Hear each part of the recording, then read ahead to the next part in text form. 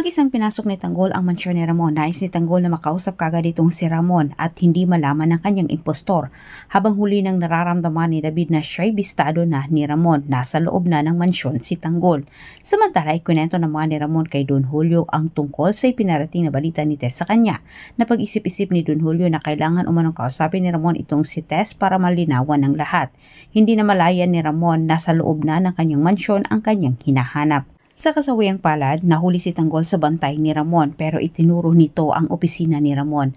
Nang nararamdaman na ni David na bistado na nga siya ni Ramon ay nagmamadali din siyang umiskapo. Ngunit huli na, hindi na siya pinalabas ng mga tauhan ni Ramon. Malalim naman ang inisip ni Ramon pagkatapos sa kanilang usapan ni Don Julio. Iniisip niya itong si Tanggol pero napapansin din niya na may tao sa kanyang opisina. Ang akala ni Ramon ay napasok siya ng kalaban kahit alerto din siya. Hindi nagdadalawang isip itong si Tanggol na lumabas. Nagulat itong si Ramon na sorpresa siya at hindi malaman ang kanyang gagawin. Agad namang napakilala itong si Tanggol kay Ramon at namukhaan din siya ni Ramon. Tinutukan niya ng armas itong si Tanggol dahil inisip niya ito ang tumangay kay Mukang. Nagpakilala si Tanggol sa kanyang pangalan at diretsang sinabi din niya na si Marites umano ang nagsabi sa kanya kung sino ang kanyang tunay na ama. Diretsang sinabi ni Tanggol na gusto umano niyang magpakilala na siya ang anak ni Ramon. Sa mga kwento ni Tanggol, tugma ang mga inisip ni Ramon. Naniwala siya na si Tanggol ang tunay niyang anak. Diretsang sinabi din niya kay Tanggol na matagal na umano niyang ipinapahanap itong si Tanggol kay Olga. At naniwala naman siya na anak niya ang hiniharap ni Olga, lalo na't galing ito kay Marites. Naglabas ng sama ng loob itong si Tanggol kay Ramon. Ikwento niya ang mga naranasan niya sa mga kamay ni Rigor.